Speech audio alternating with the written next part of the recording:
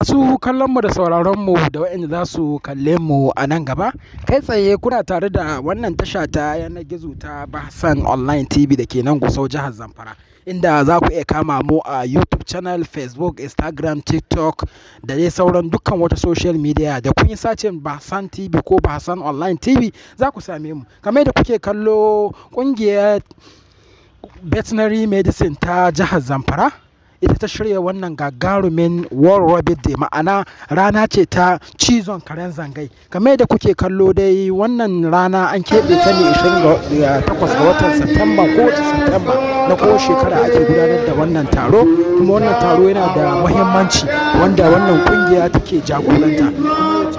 Allah an samu jagoranci karkashin ciyaman na Veterinary Medicine da ma'aikatar livestock, ma'aikatar dabbobi kenan wanda suka shirya. Kamar da kuke kallo dai gashi yadda aka gabatar da wayannan lakcoci kama daga na Hausa da Turanci. A sha kallo lafiya. An gayyato wannan likita ne kuma dan jihar Zamfara wanda yake muna bayanin yadda wannan cuta take yaduwa, yadda aka same ta a Afirka, yadda aka same ta a Asia, kuma yadda aka same ta a sauran kasashe. Kamar da kuke kallo dai yayi fashin baki ciki da bai, inda ya bayyana ma al'ummar jihar Zamfara da kuma Najeriya wannan dai matsala ta cutar karen zangai ta fi addaba kasashen Asia da kuma Afirka. To Afirka ma ta fi yawa. Kamar za ku kalli wannan lacca za ku ji yadda ta yi sanadin kashe mutane da kuma halin da ake ciki. A sha kallo lafiya.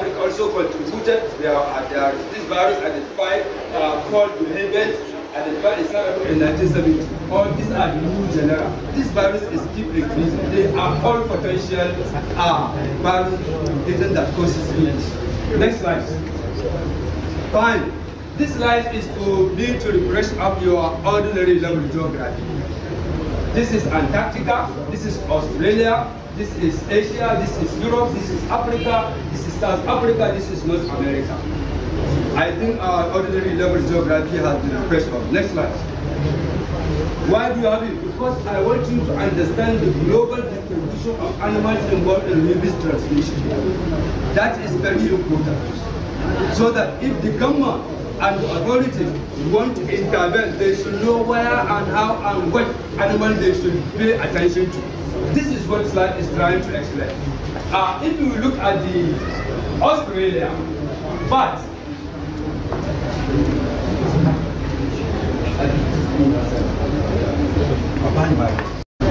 a duk lokacin da haka kare bai respected ɗin ko kuma bai ganin darajar mutum, ko mai shi ne ko wanda ba shi ba ne mai shi ba, kawai da ya ga mutum ya cike shi to gani tsoron wannan karen. Duk da za a ga ya fada cikin gidan mutane ba gidansu ba ne, kawai ya shiga ya cizo mutane to kaji tsoron wannan alamu ne yake nuna cewa yana ɗauke da wannan. Haka zalika yayin da dukkan da kare ya kasance duk ya gaggita wani abu, mota ce, iska ce, zai yi kokarin ya ciji abin, to alamu ne yana nuna cewa karen da yana cikin wannan. To me zai faruwa yayin da karen zangai ya ciji ɗan adam ko ya ciji dabba? Idan kare zangai ya ciji dabba, kare ne ko shanuwa ce, abu mafi a'ala, to wannan karen da aka ciza ko dabban to a yi ban kwana da shi. Ma'ana shi wannan karen da aka ciza shi ma ya kamata a kashe shi. Amma zai iya yiwuwa karen zangai ya zo ya ciji karen wani, shi ko mai karen na yana bukatar sa. To abu mataki biyu na. Ɗaya idan bai yadda a kashe wannan karen ba, to mataki na biyu shi ne za a hannunta ma karen nan, za a hannunta karen nan da likitocin dabbobi su ajiye shi a yi abin da aka ce ma kwaranta. Tsawon ajiyar da za a yi mashi ana kula da shi ya kada ya wuce wata shida. Amma mai karen nan shi ne ke da alhakin kawo mashi abinci da ruwa da duk wata hidima ta shi, illa su likitocin dabbobi za su gaba da kula da karen nan. Cikin watannin nan shidda, idan har karen nan ya kamu da wannan ciwon, to za a ga cewa karen nan ya kaga an huta. So don haka kenan in ba a bar shi hannunsa ba, kaga an kare mutane, ƙarshen ta ya kamu da ciwon amma shi mai karen bai so a kashe shi. So lokacin da aka keɓe karen nan likitoci na kula da shi, kaga an kare al'umma. Likewise, idan kare ya ciji dabba, tunkiya, akuya, shanuwa, of course a cikin bayanan shi mai gabatarwa ya nuna cewa ana iya samun ciwon nan ta hanyar idan ka shi wannan ƙwaron cutar a taba. akwai wannan yiwuwar amma ƙididdiga ba ta tabbatar da shi, amma akwai wannan na cewa idan ka ci dabba wanda take ta kamu da wannan ciwon to za ka iya kama. Shi yasa masana suke ba da shawarar cewa idan aka samu dabba wanda ake ci ta kamu da wannan ciwon to gana ci shi ne kawai mafi. A lokaci ɗaya kuma idan karen zangai din nan ya ci ɗan adam ne ya kamata a fara yi. Da zarar karen ne ya ci ɗan adam abin da ake bukata na farko shine a yi kokari a wanke wurin nan da sabulu. Idan an wanke wurin nan da sabulu da ruwa sosai ne a kowane ɗan hydrogen peroxide a cikin ɗansa a ƙara. Sauran an gama wannan a hanzarta a je da shi ya asibiti. So da yawa kare zai ci mutum sai a dinga tunanin cewa karen zangai. To akwai abubuwa da muke kallo kamin a tabbatar da cewa wannan karen da ya cije ka karen zangai. Domin akwai abin da ake cewa provoked attack da kuma abin da ake cewa unprovoked attack. Ma'ana idan kare yana cikin gidansu yaro ya je tsokane shi ya taso cije shi wannan unprovoked attack kenan to kala ne an provoked. Amma kare haka kawai baka je gidansu ba kawai kana cikin tafiya kawai ka cije ba ka ga wannan unprovoked. Wani lokaci kariya tana iya haihuwa ya ga su je doko ya ce kariyar nan ba za ta kyale su ba ci su su ga ke nan wannan shi ma an tsokane ita kariyar. Don haka muna kallon shi cizon nan provoke ne ko unprovoke. Idan ya kasance provoke to kaga mun fara samun dalilin cewa unprovoke ne mun fara samun dalilin cewa a tuhumi wannan karen. Na biyu kuma za a duba a gani shin shi wannan karen din an taɓa mashi rigakafi ta wannan ciwon an taɓa mashi rigakafi to sai a duba kuma a gani me ya biyo baya da sauransu. So waɗannan matakai suna cikin abubuwan da ake bi domin a tabbatar da cewa shi karen da ya cije ka shin na zangai din ne ko ba na zangai ba. Then again kuma akwai a wasu waɗanda suka rubuto tambayoyi akwai wanda yake tambaya akan wai a musulunci an ce in kare ya lashi kwano a wanke so bakwai da sauransu hakan ga shin wai dalilin wannan rabies a ba dalilin ɗaya bane. Kare salama din nan ko yawon nan nashi yana ɗauke da ƙwayoyin cuta kala ba kawai rabies ko ba. Okay, I check kaci kaza da kaza. So we are not babalawo so that's why when you come to us we ask you what are the problems you have. So that's what the problem you narrate to us. We diagnose and also treat you. And also that's what the learning police did. When you come as to Barista with your case, they will ask you how does the case end. From there, they also diagnose and give you the treatment. So we are not babalaos.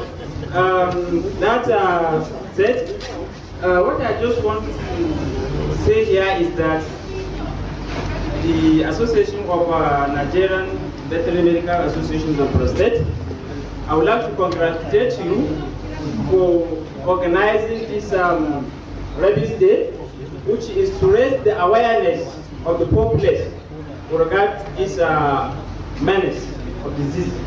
Because we know rabies is one of the neglected tropical diseases. Sir, there are some diseases that we call neglected tropical diseases. Mostly, like he has mentioned, my Oga, because permit me to use the name we use the day and night because that's the problem you are seeing. Because if you give him more hours, he can still talk. Because we are doing a very hard working undergraduate. If you see him, he reminds you of books. So that's why you see. In fact, he has been condensing it so that to pick this participant. If you say it's a president of veterinary doctors, in fact, I know he can do 10 times of this. So, Oga, day and night, you can permit to do this name. Very well done. Like I started saying, neglected tropical disease, rabies, which is one of it, which is being targeted for elimination by the year 2030, which we have to put so many machineries in place. And part of the machinery is what we are witnessing today, our royal fathers. Part of the machinery is what we are witnessing today to raise awareness of the stakeholders and all the people at in the population so that we know how this disease come about. Like he has mentioned, once you have a clinical rabies, is equal to death. Mortality is 100%. So that's why you see we place more emphasis on prevention in humans. Because once you are bitten by a rabid dog and you get a clinical rabies, it's equivalent to death. Like he has mentioned, you just have to talk to your relatives, these patients. We can't say, okay, I'm going to die today or tomorrow. like I mentioned, we are not babalaos. Because of what we knew, once you have a clinical ready, that one is dead. So these neglected tropical diseases, there are so many things that are involved for prevention of these diseases, especially in humans, like this rabies. Like what he has mentioned, there are people that are at higher risk of acquiring this disease, especially my colleagues that handle these animals that he has mentioned. Please take this pre-exposure prophylaxis for this vaccine. It's very, very important. Like he has mentioned also, the One Health concept is very, very important, also a very, very vital.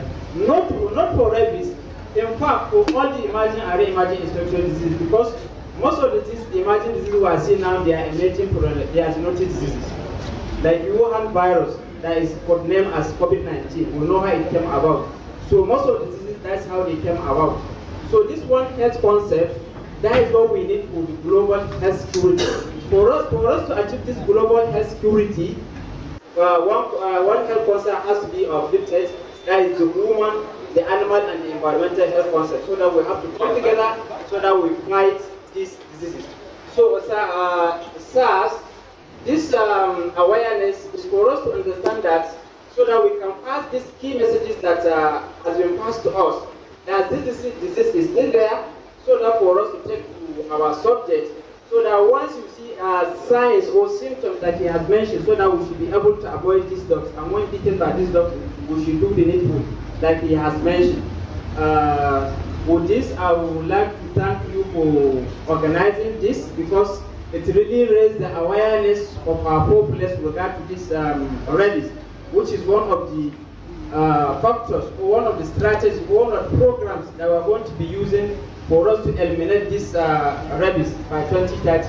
So by organizing forums like this, when all the population are aware, this is what I can do, this is what we can do as a community to prevent this rabies. Together we can make it. Assalamu alaikum. Thank you. America kapi nakira masu kiyon karnuka ku zai da kare ku America kapi. Assalamu alaikum al'umma, zan yi waka mai bati goma, dan riga kafi da an soma, wadda ake yi wa dabbobi, ba kare ɗai aka yi wa ba, har da kyanwa ƙarama da babba, har da doki na hawan daba, in an yi allurar matsala an raba, rashin yin wannan allura, tabba idan har ta yi nasara, ta yi cizo to akwai lalura, ga wanda ta ciza zai kuka da ƙara, wanda bai kawo ba yayi laifi, karen ka koda da ƙarfi ka jawo, ko da karen na kana da dafi, ku kawo su domin ayi rigakafi. Wannan allura kyauta ce, ka zo da karenka a tantance, in aka yi mashi kunda ce, ko ba ya yi cizo to ba da federal government ta yi tanadi, magunguna har ba adadi, kyauta ne ba a ba da kuɗi, domin karenka ga da ya yi ta'adi. United Nations ta ware wannan rana a tare cizon kare wanda ya bore da dukkan dabbobi in tarin sun bore. Ni daga nan ne zan yi barki in dakata da wannan aiki, waƙa ni ban ta'aliki, sai dai a zo a yi min liƙi, in kwashe in kai banki, in tara in sai doki, nan gaba har in sai mota, har end of discussion mai fenti. zaki.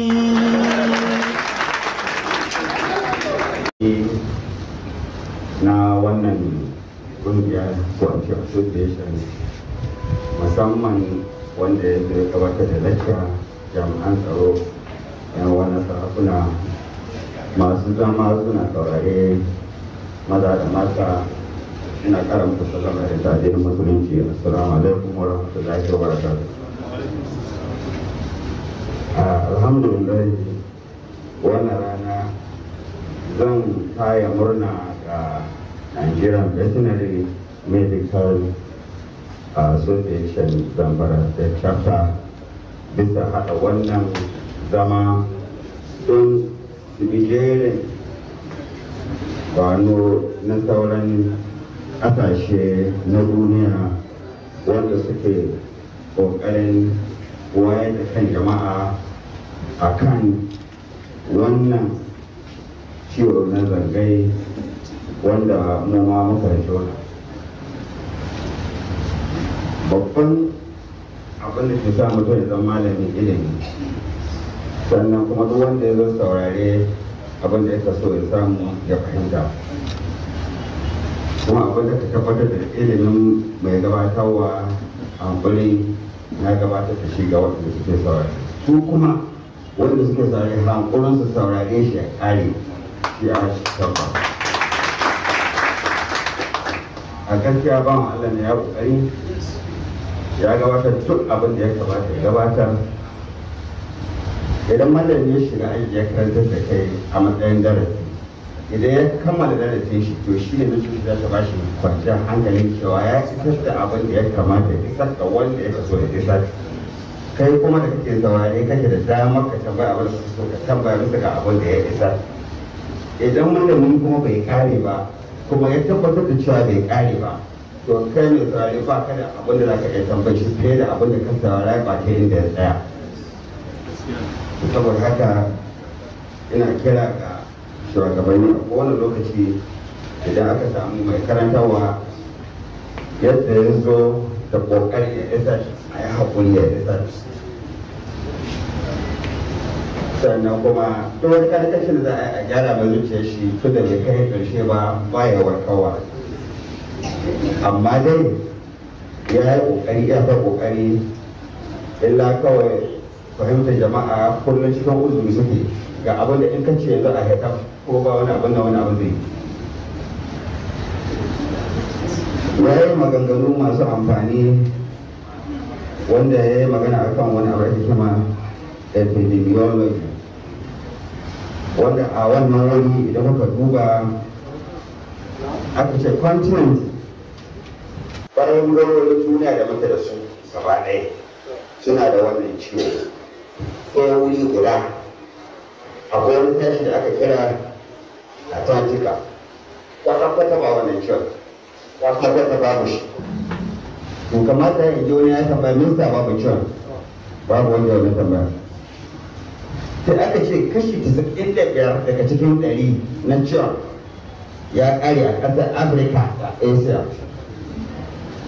To me yasa Afirka da Asia? Sannan kuma tsakanin Afirka da Asia din ya yi kamari a Afirka. Sai nuna mana wani jadawali wanda ya nuna cewa a lokacin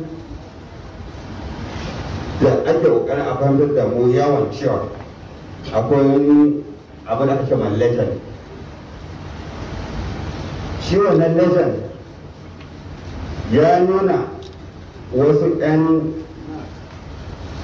dots waɗanda suke kamar ɗan akwati wanda aka shahe shi da kaloli, wanda ya nuna akwai kala wanda za ka gani daban-daban.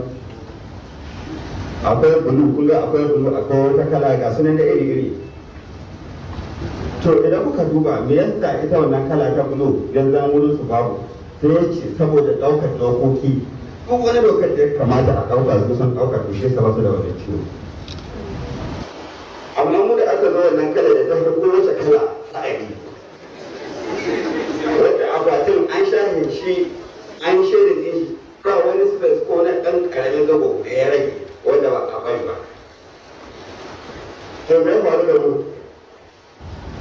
in ka duba ita Afirka gaba ɗaya da kan san kama an zuwa mata jini haka an watso yayin ƙasa idan ka duba Afirka ka duba inda ita Najeriya take shahada ta tas an shahe ta kan babu wani wurin shaida wanda babu to in ana magana abin da ya hairi to mu ha mu wuce wannan to abin tambaya a nan shine shi ita wancan ƙasa da ba ta da komai ba ta taɓa yi ba ta da shi duk ta bi matakai na biyayya da ɗa'a da dokoki to mu yasa na ƙasashen ba su kowa idan dokokin mu ya zama babu shi to yana ɗaya daga cikin wannan karantarwa da ake muna na musamman me ake yi me ke faruwa sannan da sarakuna da 'yan siyasa da 'yan kasuwa da malamai da ma'aikata menene za ku iya yi wanda za ku taimaka ma gwamnati wanda zai zama na mu shiga cikin wannan bulu wanda ba mu da komi kuma a cikin wannan lafiya akwai wani abu da ya faɗa wanda ya kamata in ji tambaya ku duba ku ga wancan wuri ku gano inda aka sa ki da kuma wancan gefe ku kalla shi ku gai shi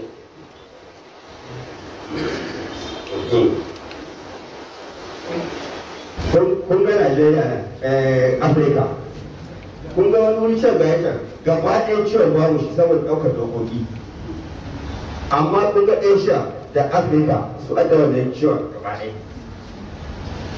a ciki kudu inda Najeriya ne kan shahe ba wani masha iska kudu ba ku ga inda abin da daga faɗa muku ana kun ga nan ba komi kun ga mu na inda muke ga mana hai ba mu da ba lo ba lo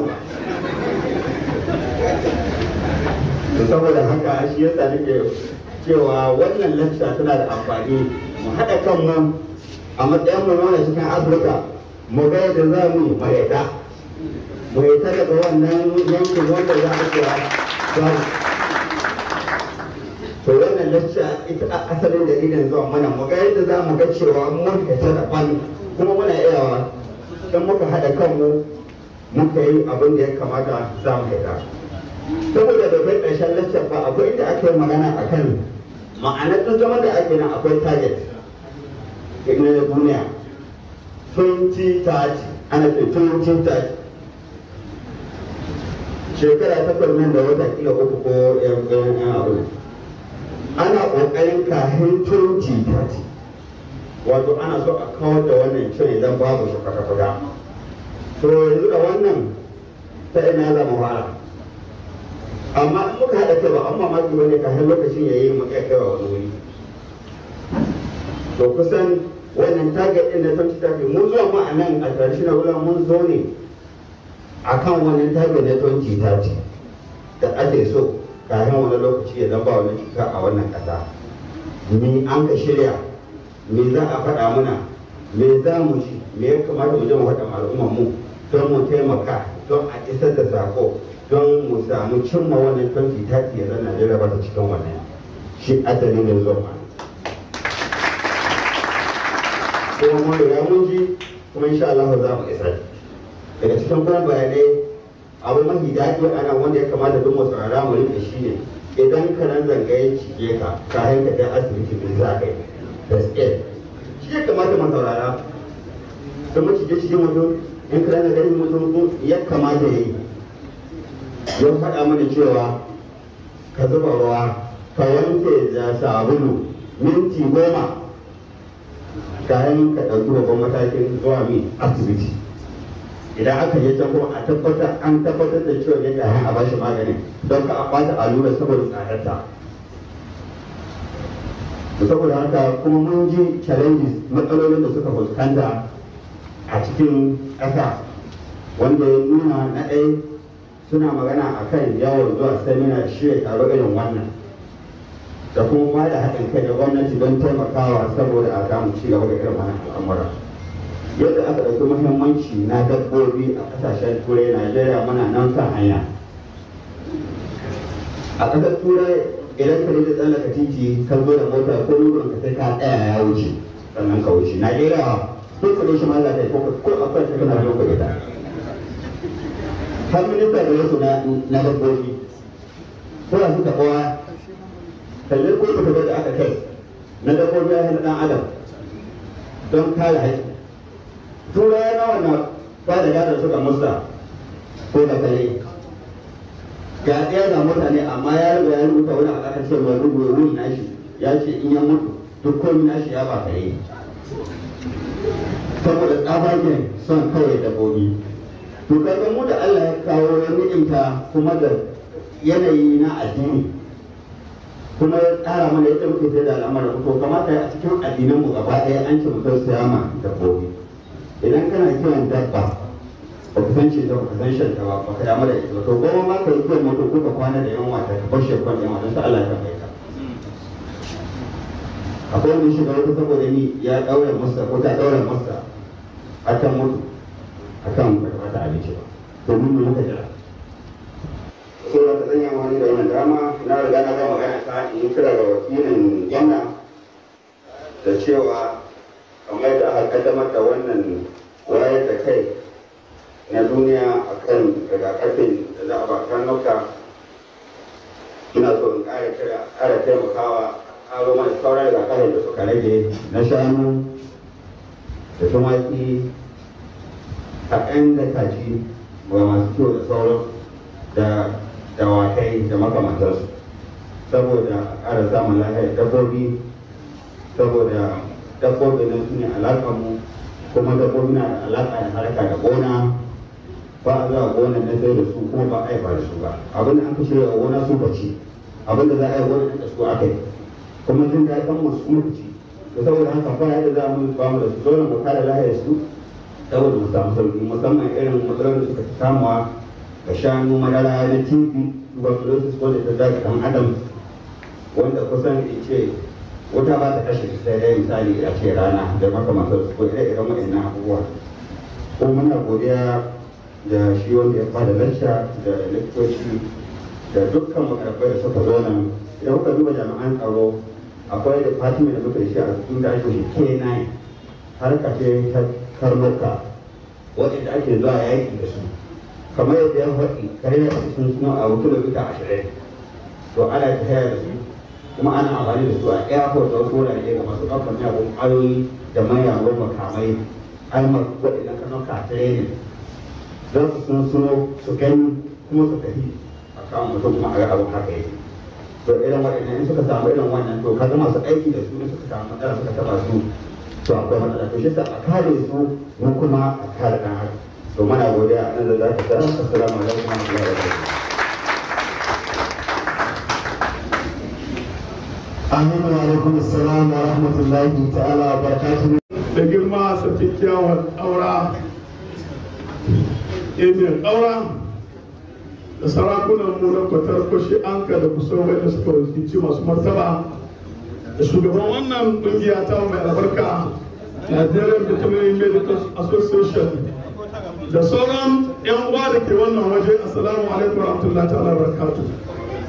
Amin, in ci gaba da nau bayani ina so in ƙara godiya ga shi dokta mai ke sunanka Ibrahim Hassan. Ibrahim Hassan dare da rana wannan abu da ka yi kasida da ka gabata a nan gabanmu kasida ce mai ilmantarwa kasida ce mai amfani kasida ce mai faɗakarwa wanda yana da kyau duk abin da aka koyar da mu ko aka fahimtar da mu nan ya kamata mu riƙa shi hannu biyu kada mu wasa da shi domin wannan karen zangai da ake magana wannan ciwo na karen zangai ko kare ciwon haukar karnuka abu ne mai haɗari wanda kun ji ga bayanin da aka yi an ce 100% ba a warke wannan ciwo idan kare ya cije ka akwai wani dabba da cije ka wannan miyau shi yawon shi shi ne zai transmitin din wannan cuta ga jikin ɗan adam ko kartar ka yayi ka samu jini haka jimu ka yi kwantar da yawon shi to kana ɗaukar wannan cuta ga bayanin da an ka yi an nuna asia shi ne ƙasashen gabas da duka america ma da kuma afirka wannan ciwo ya yi alhattabar yara kusan kashi 40% na al'umman mutane 'yan shekara 15 zuwa ƙasa wannan ciwon kare na hauka kare ya hida musu. A bisa ga haka da kuma ƙungiyar lafiya ta duniya ta yi ƙididdiga mutum 59,000 suke mutuwa kowace shekara. Saboda haka wannan yana da muhimmanci na a ci gaba da faɗarkar da mutane bisa ga illolin wannan ciwon karan zangai. Dr. Bello mai nasara ya sani shinkafi duk da ke lokacin gidan yar kana yaro akwai wani kare da aka yi shinkafi ana ce mashi ɗaran kuwa na mahautar shinkafi ana ce mai karan zangai. To mutane ba su san illan wannan ciwon karan zangai ba. Muna da veterinary clinic a tsohon karan mata shinkafi sai malamin dabbobi ya zo ya isko sarkin wawa na mahauta ya ce wanga karen da gane yana ta hauka na ta yawo yana bin mutane duk wanda ya ci zafa to ba zai warke ba kuma shi ma zai hauka. A bisa ga haka nan da ba a damu ba za a gan shi yana da tsawo haka hori. Ina gaya ma kusan shekara 40 nake baka wanga labari. Saboda haka lokacin shi nan malamin dabbobi ya zo nan shinkafi ya yi masarkin wa bayani da ƙarshe mutane ba wai cizon ba mutuwa da ake yi ta ta musu da hankali ba haukar da karen kai yana iya dare da rana ba haka gaba ɗaya yana kewa shinkafi tun daga yan mahauta ya tafi primary school ya je na gidan magaji ya je yan marice ya je yan ƙofa dogo ne haka da ƙarshe bisa ga wannan shara aka ce to tun da kuka ga yadda yana yawon duk ya cizi mutum haka zai kama yawon cikin shinkafi. A bisa ga haka aka ɗauki karen nan aka kashe shi nan yan abanan na masussuki inda aka hawa ko turi ga sallah. Saboda haka ni na tabbatar da wannan ciwon karen na zangai tashi hankali ne matsala ne wannan bayanan da nake muku kusan shekara 40 da suka gabata. A bisa ga haka saboda muhimmancin abin da ga cewa ya dace in ɗauki nauyi gidan rediyon jihar Zamfara a ƙara faɗakar da mutane kan wannan illolin ciwon karen zangai. Saboda haka ina ƙara jawo hankalinku da ayi wani da wannan lecture da ya yi da kuma bayanin da Dr. Bello mai nasara ya yi abu ne wanda idan ya cije ka zai taɓa lakkarka, in ya taɓa lakkarka zai taɓa ƙwaƙwalwarka duka ma nervous system naka jojinka da ko ina da jini ka kaiwa zai affectin naka. Sannan idan ya ciji mutum yana iya shekara 20 kayan ciwo ya bayyana. Yanzu S na iya kama kama a bayyana, wani abin nan kwabin na ta kama kai bayyana, amma baka san kana da ciwon abin ga karan zangai ba yana nan gare ka za a gama mutum yana behavior abnormal sai ka ce aljanu ne gare ka san ko ciwon karan ka ne gare ka. Saboda haka bayanai suna da yawa, muna roƙon Allah subhanahu ta'ala ya taimaki wannan kungiya kuma za mu ci gaba da nuna ma gwamna muhimmancin wannan kungiya ta abun da ban ji daɗi ba lokacin da kungiyar nan suka kawo man ziyara a gidana sun ce suna ta gayyata makarabban gwamnati ba sa zuwa. To ni yanzu shaidu ne ni, shaida ne ni kuma zan gaya ma gwamna maganar da za ta shiga kunne ne na dama da na hagu kuma ta tsaya cikin zuciya ba wanda za ta shiga kunne shi ta fita ba. Domin muhimmancin wannan veterinary doctors akwai yadda za a yi gwamnati ta shigo ciki ta yi aiki da ku kuma mu ci nasara ga yaƙi da muke da wannan ta'addanci a jihar Ni dalili na shine na san cikin ku idan aka samu jajirtattu wanda ba su da tsoro yau gwamnati mun san lokacin da veterinary clinic kamar yadda na ce shinka ake kawo wani abu da kuke ce ma balma za a ga shanu suna lasar shi za a ga ana kawo maganin lukka ana ma dabbobi da sauransu. Yau hillanin da muka je ardo da hillani da barayi ma lokacin da ana sulhu yawon da muka yi emirate 19 tare da MD Guso da sanata dan Sadau muna yawo ko wani emirate ko tsora mun je cewancin ardo da sarakunan hillani da su kansu barayi yana cikin korafin da suka ce an zo ana masu hudun shanunsu da dabbobinsu. To ina gani an ka samu wasu daga cikin ku yanzu wanda ba su jin tsoro. Muka ɗora zuwa da ku dabbobi ana yin hudi. Ina ganin zai rage wannan masifa da muka ci kusan kashi 40. Domin wani mahilla ce cikin ku yanzu akwai quack veterinary doctors wanda suke ta haya suna hulɗa da hillanin ga suna cutar su. Za a ga wani ya je allura ya ce a biya shi da saniya ko rago. Bai wuce sai maganin 1000 guda a je daji ba, amma akwai wanda ke extorting ɗinsu. To ina ganin cikin recommendation da muka idan muka implement a buɗe veterinary clinic, a yi empowering naku, a yi activating director for animal health. To ina ganin insha Allah an dara headquarter ta director of animal health za su yi aiki, kukan ku veterinary doctors za ku yi aiki. Saboda haka ina tabbata muku za mu isar da wannan sako ga mai girma gwamna, sannan ni ku isar da sako ga special advisor ne ko commissioner ne na agric da director ne ga ku kai dallo livestock ko ministry ne, to director ku gaba ɗaya na veterinary ku ce wani ban shinka da director forestry a director wani ne wannan shinkafi muna so kusa da kai muna niso agric veterinary. Okay, so ya kai ka hita commissioner ka abun kunya ne, akwai abun bakin ciki ne idan ba wai kana wakilta te ba, ko kana ida ko kana wakilta shi. Wannan muhimmancin wannan taro abun kunya ne, abun bakin ciki ne a ce darakta primary health care bayanan, NDDC basunan, commissioner of health bayanan. Wannan abun kunya ne, abun bakin ciki ne, domin abu ne wanda ya shahi lafiya. Saboda haka matsalar wambayi bai dubi fuskar kai ji kuya kare gaba gaskiya. Saboda haka wannan muna son shekara mai zuwa 28 September 2023 ka isa da wani sako manyan mutanen ga su zo. Amma na mai tabbata muku ba magana ta 'yan siyasa ba, za mu yi kokari mu samu muku appointment ku zo ga mai girman gwamna mu yi magana da ku ga mana irin taimako da kuke badawa. Wallahi ni ina da hakikalin cewa idan muka zanna na ɗauko mai recommendation ɗin muka harkar veterinary nan insha Allah sa wala. Wassalamu alaikum wa rahmatullahi ta'ala. Greatest articulated student of Nigerian student.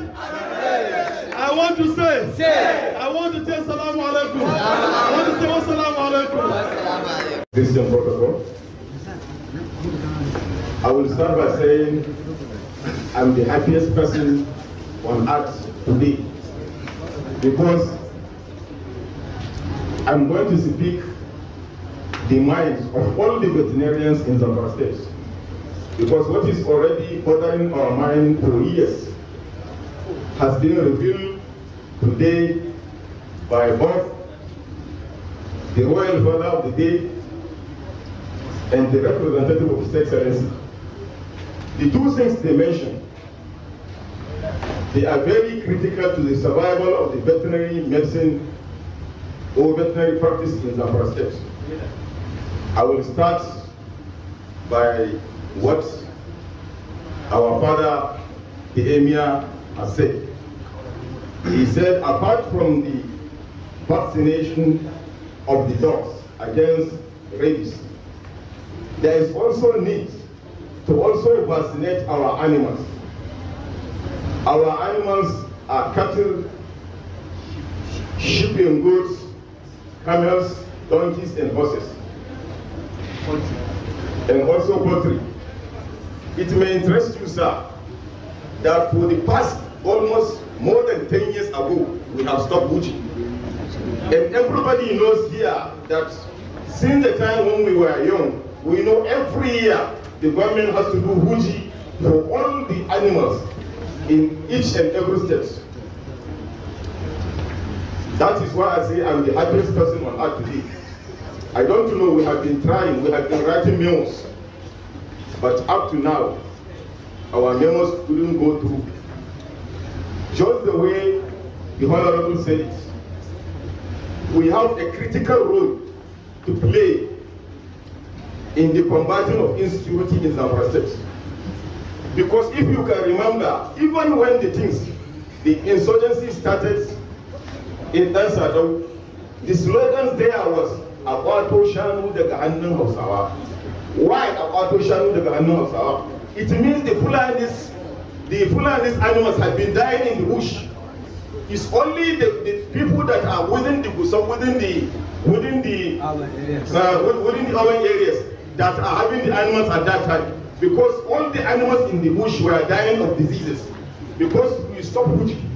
And everybody knows Zamfara state animals, we have the best animals in the whole Nigeria. We are the custodians of Gudali cattle. Everybody knows the Gudali cattle. By mere looking at the Gudali cattle, you know it's not an African. He looks like exotic breed. It is just a small upgrading that Gudali cattle needs to become the best cattle in the world. Even the best beef and even the best beef and dairy breeds of cattle in the whole world, like the one in Brazil, if we can go back to the history, it is from the Gudali cattle. It is the Gudali cattle that they took from here, Sokoto Gudali, take it to Brazil, upgrade it, and become one of the best cattle in the whole world. Apart from that, it is understood that we are hosting the Sokoto Red Goat. Everybody knows that Sokoto Red Goat, her skin is the best skin in the whole world in leather making. They call it Moroccan leather. So these two breeds are very good in producing leather and milk and beef. There is also Rahaji cattle. If you go to my local government, Shinkafi, we have the Rahaji cattle. By mere looking at the Rahaji cattle, it is small upgrading that you will do that will become the beef making industry because of its height and body conformity. Another thing is the way the Honorable said it, that we have a critical role in the combating of insecurity in this state. Had it been, we are continuously carrying out the Huji in Zamfara state. That time I know, when I was a young doctor, I know about almost 50 arrows in this state. But as of now, I'm saying that I can't say I know even one arrow. Because I know that time we used to go to their rugas and vaccinate their animals, and by doing that they feel a sense of belonging, that government is doing something for them. And we know that all the northwestern states, we have the best forest where animals converge here in Zamfara state. So because of this Gudanarda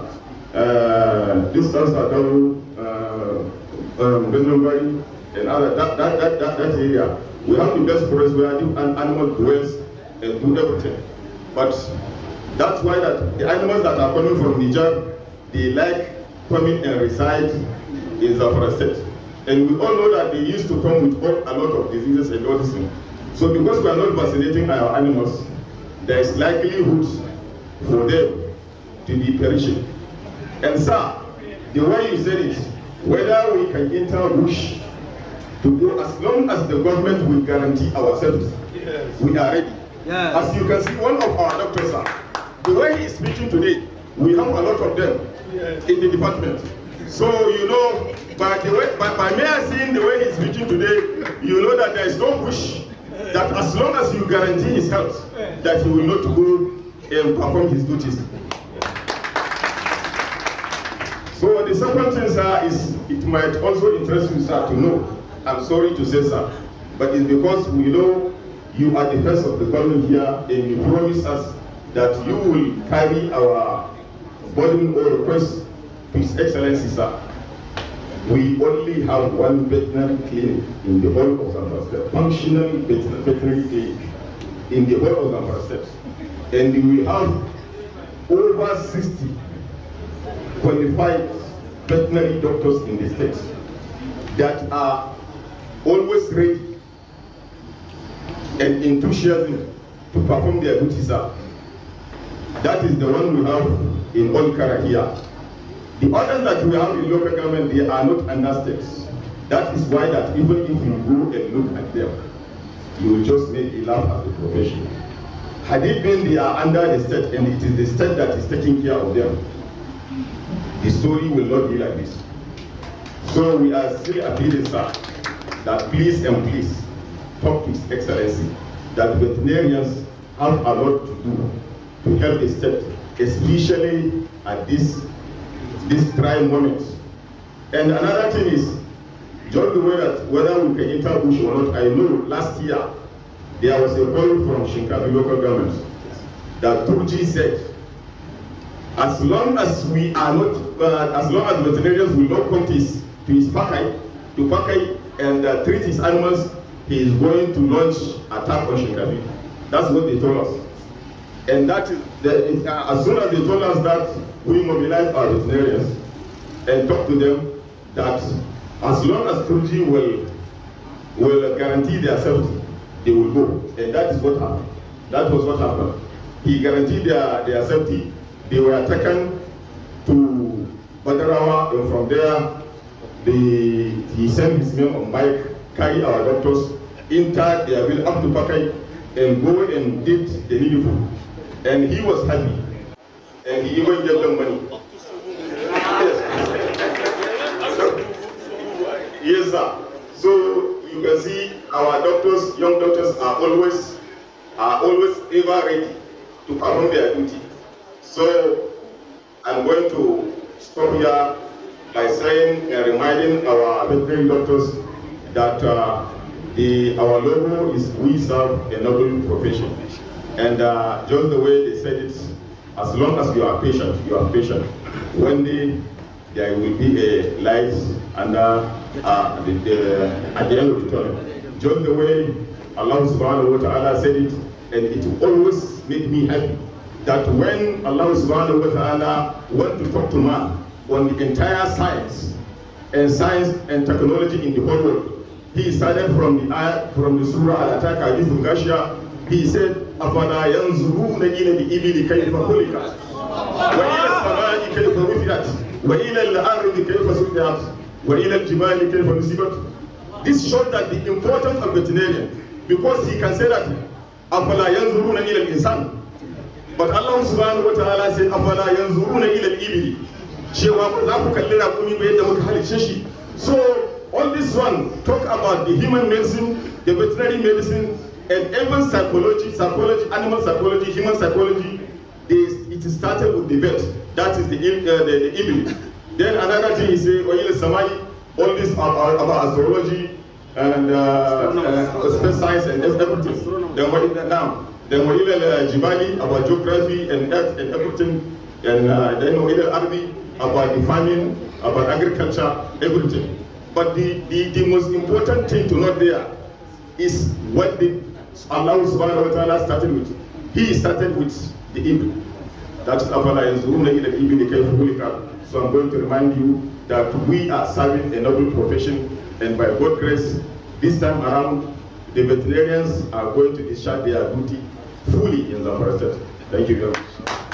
بسم الله الرحمن الرحيم الحمد لله رب العالمين الرحمن الرحيم مالك يوم الدين إياك نعبد وإياك نستعين اهدنا الصراط المستقيم صراط الذين أنعمت عليهم غير المغضوب عليهم ولا الضالين.